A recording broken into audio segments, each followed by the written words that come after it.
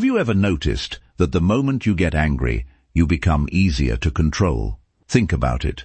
A stranger says something rude. A coworker questions your effort. Someone ignores your message. And suddenly, they're gone. But they're still living inside your head. Hours later, you're replaying the conversation, imagining what you should have said, feeling the same frustration over and over again. That's the strange thing about anger. The person who triggered it may have moved on within seconds, but you carry it for the rest of the day. And here's what most people never realize. The greatest damage caused by anger is not what you do when you're angry. It's what anger quietly steals from you afterward. Your focus, your peace, your judgment, your ability to think clearly. The Stoics understood something that most people spend their entire lives missing.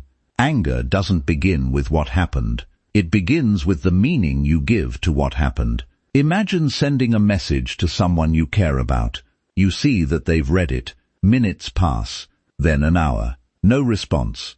At first, nothing happens. Then your mind starts working. Maybe they're ignoring me. Maybe they're upset with me. Maybe they don't respect me. Notice what happened. The suffering didn't come from the silence.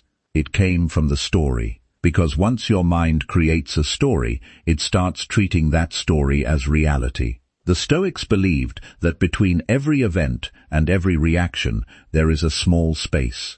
Most people never notice it. They react before they think. They speak before they understand. They assume before they know. But the people who master anger learn to live inside that space, because that's where freedom exists. The next time someone disappoints you, pause for a moment and ask yourself a simple question. What if I'm missing part of the picture? That question alone can change everything, because the truth is, most people are fighting battles you'll never see. The person who snapped at you may be carrying stress you know nothing about. The person who ignored you may be overwhelmed. The person who disappointed you may be struggling in ways they never talk about. This doesn't excuse bad behavior. It simply prevents you from making yourself suffer unnecessarily. But there's another reason anger appears so quickly, and this one is harder to admit. Sometimes anger is wounded pride wearing a mask. Someone disagrees with you. Someone criticizes you. Someone refuses to give you the validation you expected. And suddenly, anger arrives. Not because you've been harmed, but because your ego feels threatened. The Stoics studied it. They questioned it. They asked themselves, am I truly angry, or am I feeling rejected? Am I angry, or am I embarrassed? Am I angry, or is my pride hurt? And often, what they discovered changed everything. Because when you understand the real emotion underneath anger, the anger itself begins to lose power. Here's something even more interesting. Anger often disguises itself as strength. When you're angry, you feel powerful. Your voice becomes louder. Your opinions become stronger. Your certainty increases. But look closely. Is anger actually making you stronger? Or is it making you easier to control? Every time someone can provoke you at will, they gain influence over your emotions. Your mood becomes dependent on their behavior. Your peace becomes dependent on their choices. And that is not power. That is dependence.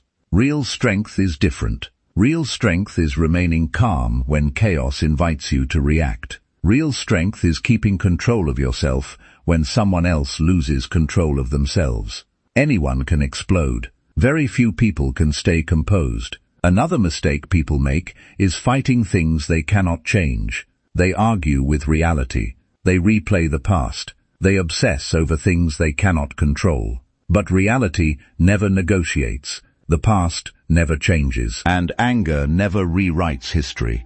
The Stoics focused on a different question, not why did this happen, but what can I do now? The moment your attention shifts toward what you can control, anger immediately becomes weaker, because your energy is no longer trapped in resistance. It is moving toward action. And perhaps the biggest trap of all is replaying anger long after the moment has ended. An argument lasts 5 minutes, but in your mind, it lasts 5 hours, maybe 5 days. You replay every word, every expression, every detail, Without realizing it, you become both the victim and the storyteller. You keep reopening a wound that was already beginning to heal. The Stoics understood that attention is fuel. Whatever you repeatedly focus on grows stronger. If you keep feeding anger, it stays alive.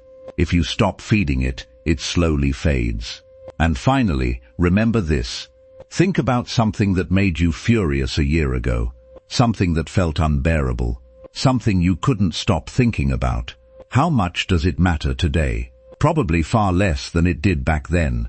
Most anger survives because we live too close to the moment. We forget how small today's frustration will look from the perspective of time. The Stoics trained themselves to step back, to zoom out, to see life from a wider perspective. Because when perspective grows, anger shrinks. And perhaps the most powerful realization of all is this.